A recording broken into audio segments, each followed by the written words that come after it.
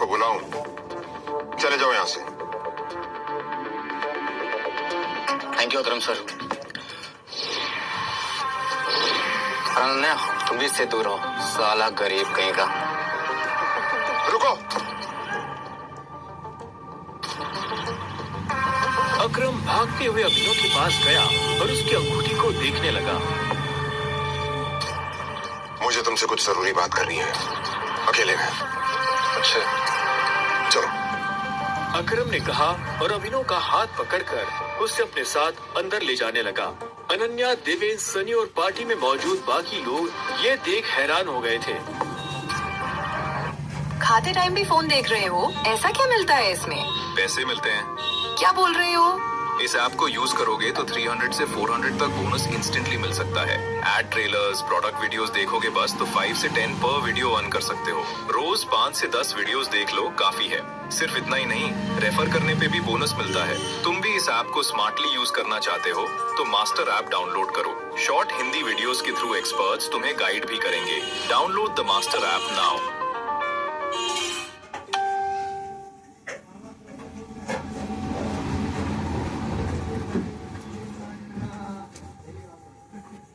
With Upstock's margin trading facility. 4x the power, same capital. Up to 1.5 crore rupees, 1100 plus stocks, MTF position tracker. Investment in securities market are subject to market risks. Read all the related documents carefully before investing.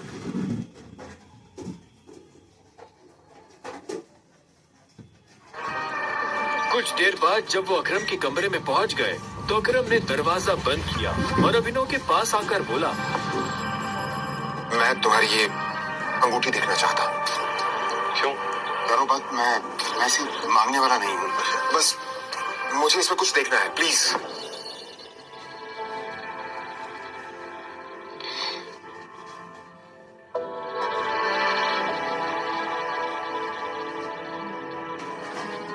Tiger?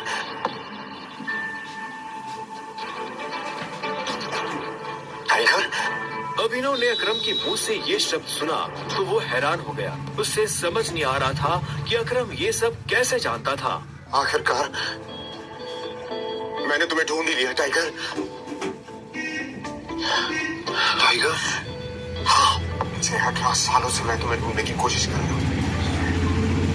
तुम हमारे tiger हो, हमारी हजारों करोड़ों की empire की बारिश, जिसे हम 3 दोस्तों ने मिलकर शुरू किया था। मैं, तुम्हारे पापा संजय गढ़वाल और राणा अग्निहोत्री। वो देखो। इतना कहते ही अकरम ने दीवार पर टंगी एक तस्वीर की तरफ इशारा कर दिया जिसमें संजय, अकरम और राणा तीनों मौजूद थे। ज्यादा दूर भागे नहीं होंगे, खुद तरफ देखो तुम लोग। संजय के हाथ में गोली लगी थी। वो और अभिनव रात के अंधेरे में एक पतली सी गली में छुपे हुए थे। बेटा, जल्दी बाहर आ जाओ। अभी मेरी बात सुन बेटा, यहाँ से भाग जाओ वरना ये लोग तुझे भी मार डालेंगे। बाहर सड़क पर उनकी गाड़ी खड़ी थी और उसी गाड़ी के पास खड़ा था राणा, जिसने संजय को गोली मारी थी। नहीं पापा, मैं आपको छोड़ के नहीं जाऊँ। जिद मत कर अभिनव। बेटा देख, मैं तो अपनी जिंदगी जी चुका हूँ। अब जो भी करना है तुम्हें करना है, सब कुछ तुम्हें संभालना है। संजय ने कहा और अपनी उंगली में से एक सोने की अंगूठी निकालकर अभिनव को थमा दी। उस पर टी लिखा हुआ था। और एक बात हमेशा याद रखना, अपनी आखिरी सांस तक लड़ना है। Run tiger, run tiger, run. और अपनी बंदूक लेकर उन लोगों का सामना करने के लिए गली से बाहर निकल गए। संजय जैसे ही अपनी गाड़ी के पास पहुंचे तो राणा ने संजय पर बंदूक तान दी। अभिनव चिल्लाया और अचानक से उसकी नींद खुली। पसीने में तरबतर अभिनव अपने बिस्तर पर उठकर बैठ गया और गहरी सांसें लेने लगा। 18 साल, पिछले 18 सालों से ये सपना इसी तरह से अभिनव को परेशान कर रहा था। अभिनव ने पहले अपनी उंगली में पहनी उस अंगूठी को देखा और फिर बाथरूम की तरफ बढ़ने लगा। 18 साल की उम्र में उसने अपना खर्च खुद उठाना शुरू कर दिया था। उसकी जिंदगी में बस एक ही खुशी थी, उसकी गर्लफ्रेंड वैभवी। जब भी वो वैभवी को देखता तो अपने सारे दुख भूल जाता था और आज तो वैभवी का जन्मदिन था, इसलिए अभिनव जल्द से जल्द उससे मिलना चाहता था। अंकल ये केक कितने का है? 600 गए और ये पेस्ट्री? वो 60 गए। एक दे दीजिए। Thank you. Thank you. कुछ देर के बाद जब वो वैभवी के घर के बाहर पहुंचा तो उसने देखा वहाँ काफी रंगीन लाइट्स चल रही थी और वहाँ से तेज म्यूजिक की आवाज आ रही थी। वैभवी, ये सब क्या है? ये कौन है वैभवी? देख नहीं रही है, डिलीवरी बॉय है। पर हम तो केक मंगवा चुके थे ना, फिर तूने ये पेस्ट्री क्यों मंगवाई? ओह, याद आया, ये तो वही डिलीवरी बॉय है ना जिसको तू डेट कर रही थी। ओह कम ऑन यार वैभवी, तेरा स्टैंडर्ड इतना गिर जाएगा मुझे नहीं पता था। Babe, happy birthday babe. Abhinav Deven को अच्छी तरह से जानता था। वो एक बड़े बाप का लड़का था और हर वक्त वैभवी के आसपास मंडराता रहता था। देवेन को यहाँ देखते ही अभिनव का दिमाग खराब हो गया। उसके हाथ में एक बड़ा सा गिफ्ट था। उसके आगे अभिनव के हाथ में लटकी पेस्ट्री की थैली कुछ भी नहीं लग रही थी। मैं तुमसे ब्रेकअप कर रही हूँ। और नहीं तो क्या, बेचारी कब तक तुझ जैसे गरीब के साथ ऐसी आधी पेस्ट्री खाती रहेगी। मत क्या सुनो।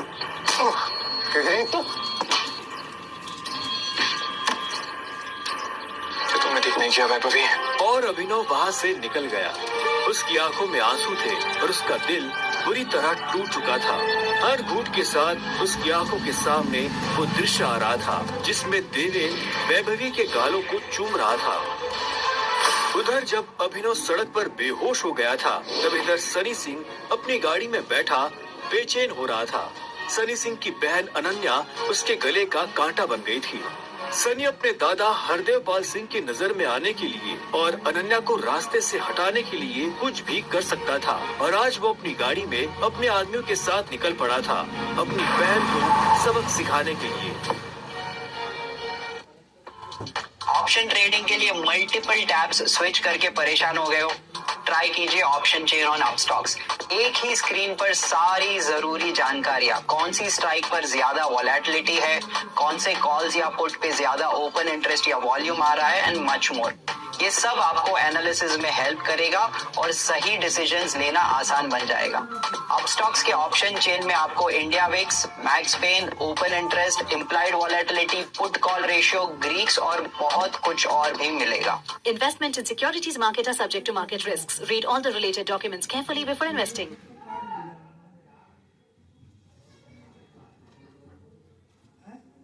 To fulfill dreams, it takes more than just a big school. It takes millions of little efforts too. Excuse me, sir. Can I leave? The things that parents do and the things they don't do. Hi Vijay, you should have been here. Next step is. That's why, like these parents, we give it our all too. Because at Narayana schools, your dreams are our dreams.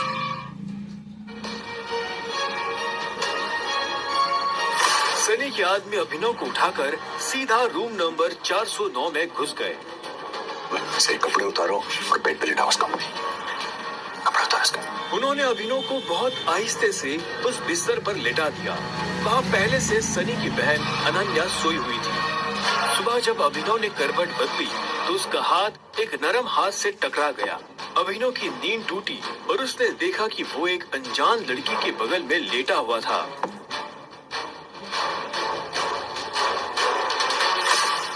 कौन हो तुम?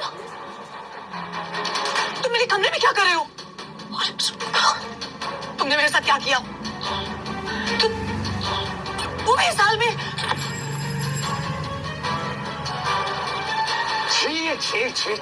छी shame on you बहना। मुझे तो तुम्हारे पर हमेशा से डाउट था। कितनी बार मैंने दादाजी को समझाया, बोला, पर हर बार बोले मेरी अनन्या ऐसा नहीं कर सकती। लो, कर दिया तुम्हारी अनन्या ने ऐसा। अब पता है दादाजी को उनकी पोते की ये चल रही है इनका से लाइव टेलीकास्ट दिखाने के लिए मैंने उन्हें यहाँ बुला लिया। भाई मुझे नहीं पता, भरोसा करिए। क्या हुआ, कैसे हुआ? मैं जानती तक नहीं इस लड़के को, नहीं जानती भाई। मैं भी, और हम दोनों के बीच कुछ भी नहीं हुआ। इससे पहले कि अभिनव सफाई देता, अनन्या और सनी के दादा हरदेव सिंह कमरे में पहुंच चुके थे। उनके पहनावे से समझ आ रहा था कि वो बहुत अमीर आदमी है। अनन्या को इस हाल में देख उनकी आंखें गुस्से में लाल हो गई थी। मुझे तुमसे ये उम्मीद नहीं थी। दादाजी, आप जैसा सोच रहे वैसा बिल्कुल नहीं है। अनन्या, तुम्हें अच्छे से नियम पता थे, फिर भी तुमने सारे नियम तोड़ दिए। नहीं दादाजी, नहीं। और तू? जब अभिनव की नजर हरदेव से मिली तो उसे लगा कि वो अपनी आंखों के सामने मौत देख रहा है। तूने मेरी पोती के साथ आज से हमारे परिवार के कानून के हिसाब से तू सिंह परिवार का दामाद है। क्या? हम दोनों के बीच में लेकिन कुछ हुआ ही नहीं है। दादाजी, कुछ नहीं हुआ है। कुछ नहीं किया है ना तुम दोनों ने? तो क्या ये बात?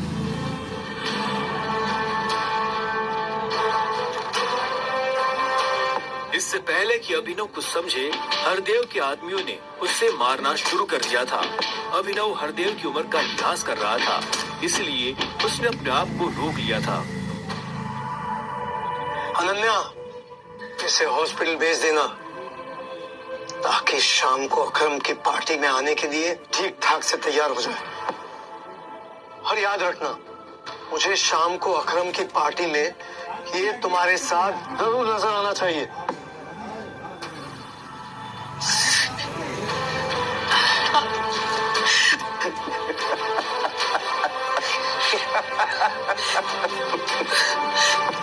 क्यों मेरी जिंदगी बर्बाद कर दी तुमने? क्यों? अभिनव के पास इस सवाल का कोई जवाब नहीं था। वहां जाकर अभिनव शाम को होने वाली पार्टी के लिए तैयार होने लगा। उससे हरदेव और उसके आदमियों का डर नहीं था। वो जानता था कि अनन्या पहले से काफी मुश्किल में थी और वो अपनी वजह से उसकी मुश्किलें और नहीं बढ़ाना चाहता था। अभिनव के पास ले देकर सिर्फ एक ब्लेजर था, वो भी उसके पापा का। वो जगह जगह से फटा और उधड़ा हुआ था, लेकिन जब अभिनव ने उसे पहना तो उसकी खूबसूरती ने ब्लेजर की सारी कमियां ढक दी। अभिनव का अंदाजा सही था, अनन्या का घर काफी बड़ा था। वो एक अमीर परिवार की लड़की थी। जितना अभिनव महीने का कमाता था, उतने की अनन्या ने सैंडल्स पहनी हुई थी। अनन्या की आंखों में दिख रहा था कि वो अभिनव से कितनी नफरत करती थी। अभिनव भी पार्टी में इतने बड़े लोगों के बीच जाने से घबरा रहा था। उसी घबराहट में उसने कब अपने पापा की अंगूठी को उंगली में गोल गोल घुमाना शुरू कर दिया, उसे पता ही नहीं चला।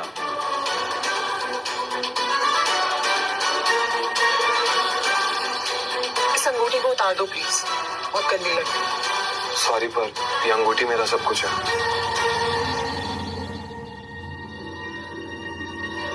अकरम का घर किले जैसा था, जिसके चारों तरफ बाउंसर्स बंदूकें लिए खड़े थे। जैसे ही अनन्या और अभिनव अंदर आए तो इतने में उसकी नजर देवेन से टकरा गई।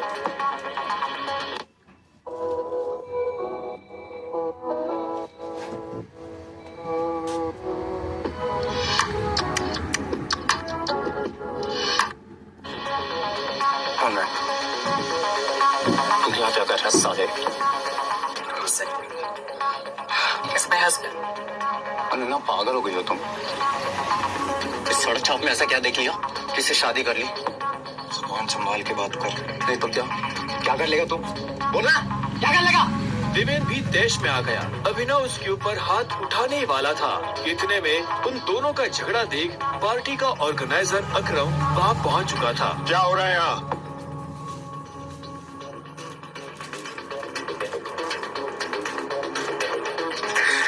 अकरम सर, देखें इस आदमी, ये क्रिमिनल है, जबरदस्ती अपनी पार्टी में घुसाया। इधर आओ।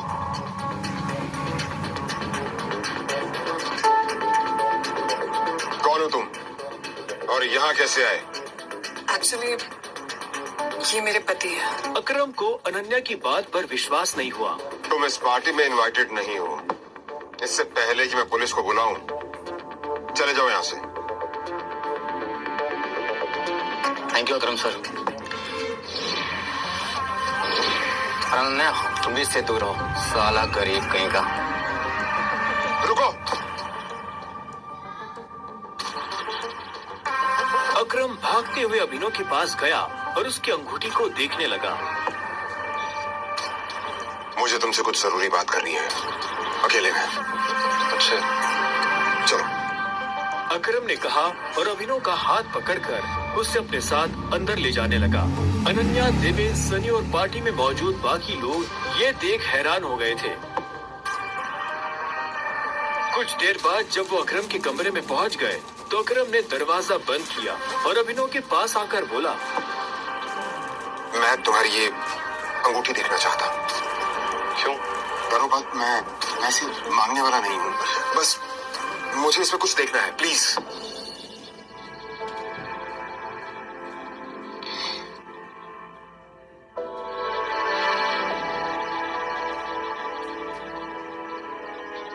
टाइगर?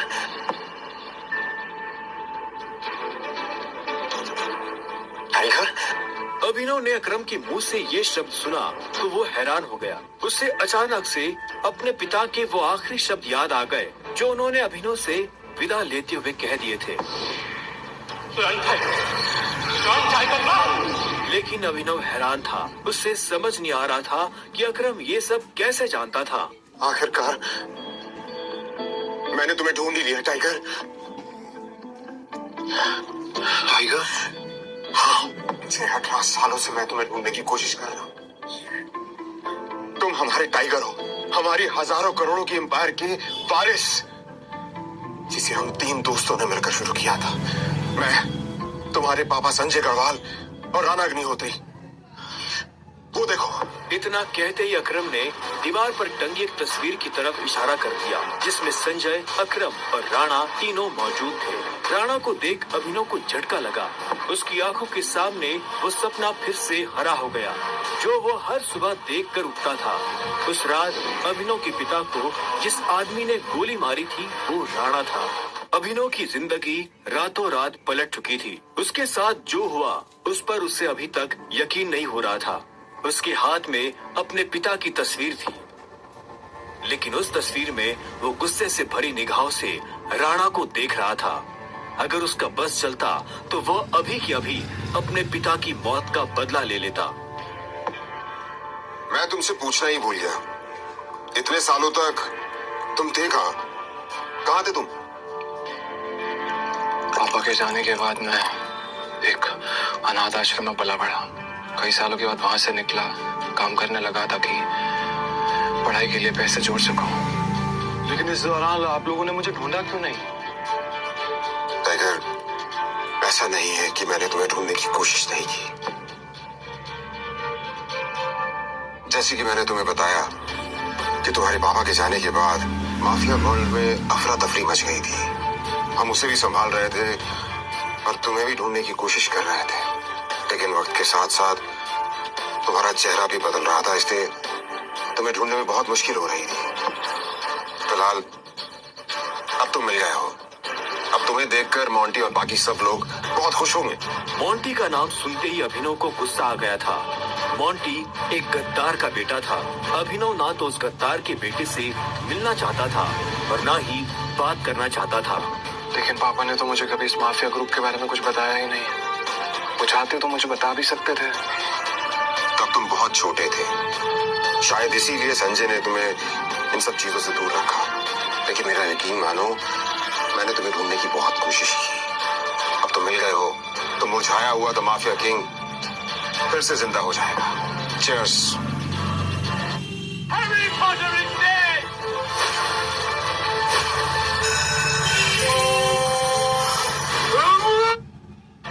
अभिनव के मन में कई सारे सवाल उठ रहे थे।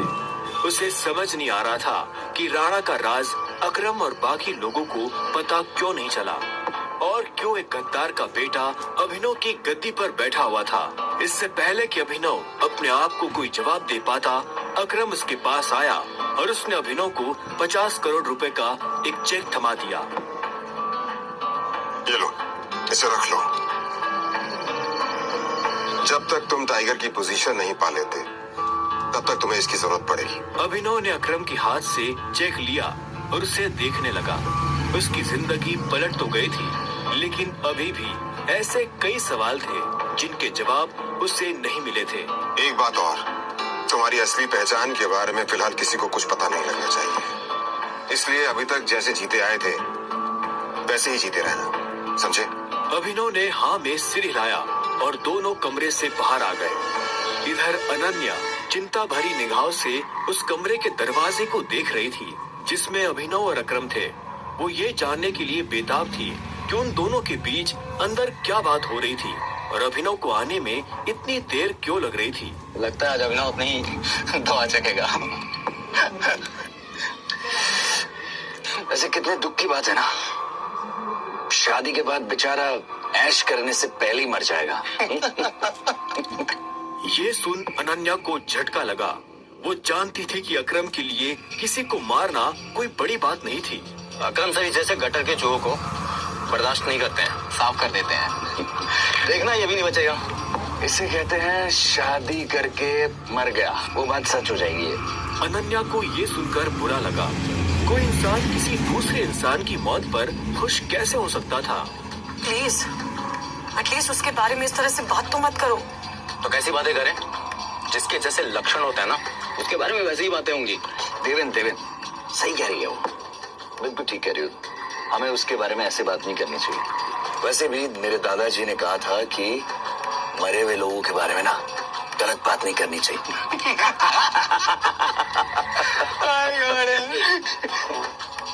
इससे पहले कि अनन्या कुछ कहती, अकरम अभिनव को लेकर बाहर आ रहा था।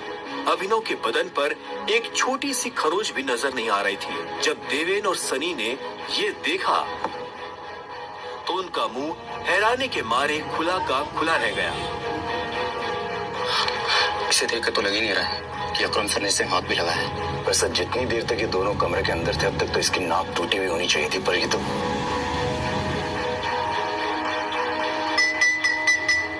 लेडीज एंड जेंटलमैन, मैं आप सबको किसी से मिलवाना चाहता हूँ।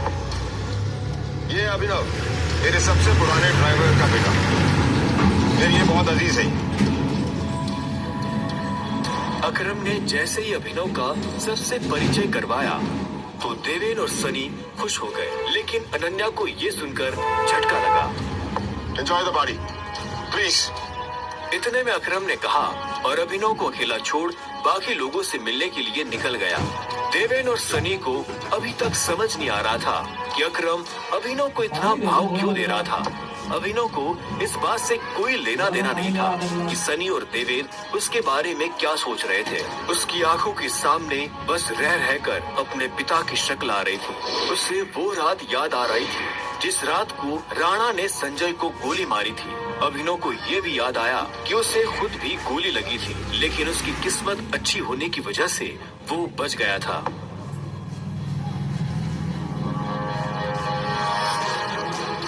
मुझे नहीं लगा था कि तुम अपने पैरों पर बाहर भी आ पाओगे। अच्छा, तुम्हें मेरी इतनी चिंता हो रही थी? ओ प्लीज, मुझे चिंता नहीं हो रही थी, बस तुम्हें तो अपनी चिंता होनी चाहिए ना। अगर जिंदा रहना चाहते हो तो थोड़ा बचकर रहो। अकरम सर ने तेरे अंदर क्या बात की बता? उन्होंने मुझसे कहा कि अगर देवेन जैसा कहता तुझसे सवाल पूछे तो उसे जवाब मत देना। देवेन ने उसे गाली दी, लेकिन अभिनव पर उसका कोई असर नहीं हुआ। उसके दिमाग में इस वक्त पहले से ही कई जरूरी चीजें घूम रही थी। इसके बाद पूरी पार्टी के दौरान अनन्या ने अभिनव से कोई बात नहीं की। मेरा घर यहाँ से पास में है, वहीं ले लो। तुमने सोच भी कैसे लिया कि मैं तुम्हारे साथ तुम्हारे घर आ रही हूँ? तुम्हारी हालत ऐसी है तो पता नहीं तुम्हारी घर की हालत कैसी होगी। तुम मेरी पत्नी हो, मेरे साथ नहीं रहोगी तो किसके साथ रहोगी? सुनो, अपनी ये 2 कौड़ी का लॉजिक ना अपनी जेब में रखो। पहले तुम मुझे ये बताओ, तुम मेरे बिस्तर में कैसे आई? ये सवाल तो मैं भी तुमसे पूछना चाहता हूँ। अच्छी बात है, लेकिन मैं तुम्हारे साथ तुम्हारे घर रहने नहीं आ रही हूँ, मैं अपने घर जा रही हूँ, ठीक है? और अगर इन फ्यूचर मजबूरी भी रहे ना, तो मैं तुम्हारे साथ तुम्हारे घर में नहीं रहूंगी, तुम मेरे घर रहने आओगे, एक नौकर की तरह, समझे? अभिनव ने पहले उसे देखा और फिर अपनी उंगली में पहनी हुई उस अंगूठी को देखने लगा। अगर आज वो अंगूठी नहीं होती तो पता नहीं उसका क्या होता।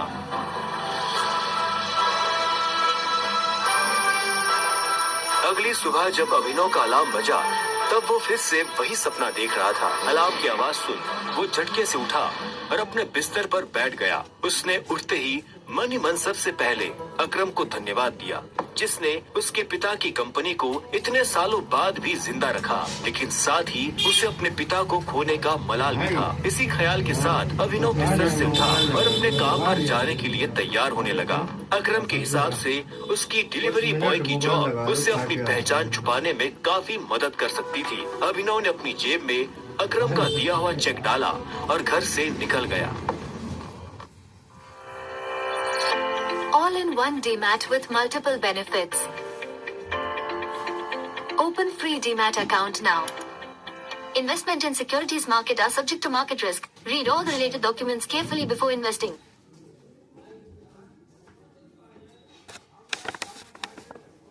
In 20 seconds, let's find option trades under a budget. Open the Upstocks app.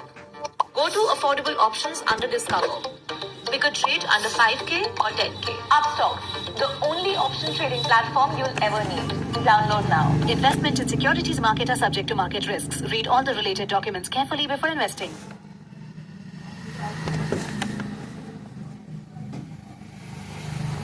एक घंटे बाद जब वो अपनी बाइक से ऑफिस आया और कॉरिडोर में चलने लगा तो उसे पीछे से आवाज आई, ए डिलीवरी बॉय। यह आवाज उसके साथ काम करने वाले हरीश की थी। उसे ऑफिस में अपना काम करने की नहीं, अभिनव को चिढ़ाने की तनख्वाह मिलती थी। क्या हुआ, कुछ काम है? मुझे देर हो रही है। हाँ, अबे तुझे किसी मीटिंग में जाना है, बॉस तुझे बुला रहा है। और भाई कल तू कहाँ चला गया था बिना बताए? अपने बाप की बारात में गया था क्या? ये सुन अभिनव की नसें गुस्से में फटने को आई थी। वो चाहता तो अभी हरीश के सारे दांत एक मुक्के में अलग कर सकता था, लेकिन उसने अपने आप को शांत किया और उसकी बात का जवाब दिए बिना अपने बॉस के कैबिन की तरफ बढ़ने लगा। Good morning sir. ऐसा क्या है गुड इज मॉर्निंग में? अभिनव के पास इस सवाल का कोई जवाब नहीं था।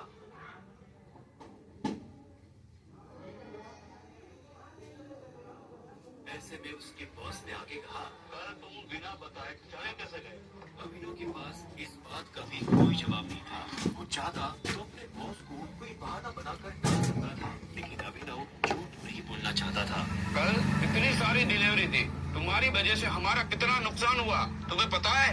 पर सर मुझे महीने में या चिंत ऐसा कुछ बहुत जल्दी जैसे ये सुन अब एक घंटे मन सबसे पहले अकरम को धन्यवाद दिया, जिसने उसके पिता की कंपनी को इतने सालों बाद भी जिंदा रखा, लेकिन साथ ही उसे अपने पिता को खोने का मलाल भी था। इसी ख्याल के साथ अभिनव बिस्तर से उठा और अपने काम पर जाने के लिए तैयार होने लगा। अकरम के हिसाब से उसकी डिलीवरी बॉय की जॉब उससे अपनी पहचान छुपाने में काफी मदद कर सकती थी। अभिनव ने अपनी जेब में अकरम का दिया हुआ चेक डाला और घर से निकल गया।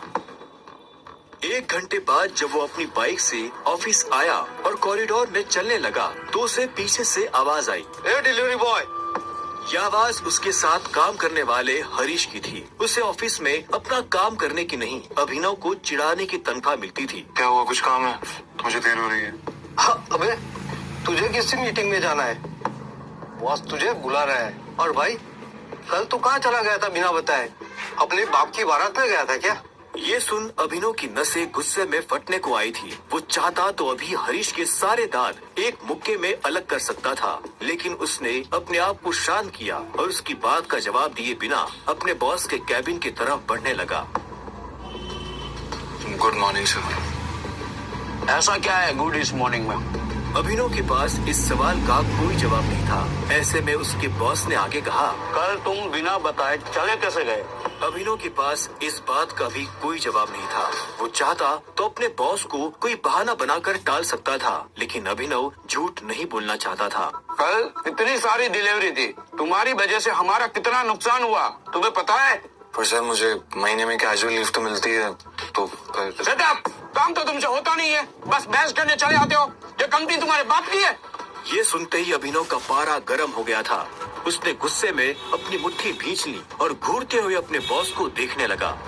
घूर क्या रहा है? अपना सामान बांध और निकल यहाँ से। You are fired. अभिनव को ये सुनकर झटका नहीं लगा। असल में वो जानता था कि उसके साथ ऐसा कुछ बहुत जल्दी हो सकता था। उसका बॉस और देवेन एक दूसरे को बहुत अच्छी तरह से जानते थे। कल पार्टी में अभिनव ने देवेन को जिस तरह से जवाब दिया, मुझसे कहा कि अगर देवेन जैसा कहता तुझसे सवाल पूछे तो उसे जवाब मत देना। उससे उसे समझ आ गया था कि आज नहीं तो कल ये होकर रहेगा। ठीक है, कोई बात नहीं, मैं चला जाता हूँ। जो मैंने पूरा महीना काम किया उसकी सैलरी दे दीजिए। सैलरी? तेरी वजह से हमारा जो नुकसान हुआ उसकी भरपाई अगर मैं तेरी सैलरी से भी करूँ ना तो भी तुम्हें अपनी जेब से 10,000 रुपए देने पड़ेगी। शुक्र मना कि वो मैं तुझसे नहीं मांग रहा, इसलिए चुपचाप निकल यहाँ से। क्या बोल रहे हो सर आप? क्या मेरी इतनी नानी का 25,000 का नुकसान हो गया? मैं तब तक यहाँ से नहीं जाऊंगा जब तक मुझे मेरी सैलरी नहीं मिल जाएगी। सैलरी दीजिए। सैलरी? रुक, अभी देता हूँ तुझे तेरी सैलरी। उसके बॉस ने कहा और टेबल पर रखी घंटी बजा दी। अगले ही पल कमरे का दरवाजा खुला और 4 बाउंसर अंदर घुस आए। उठाकर बाहर पटको साले को।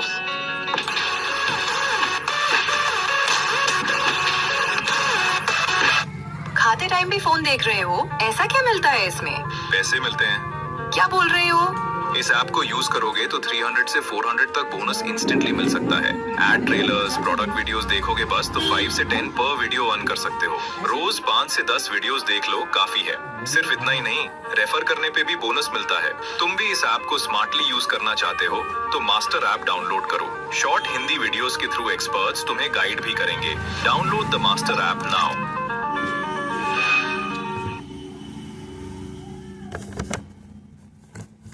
बॉस के मुंह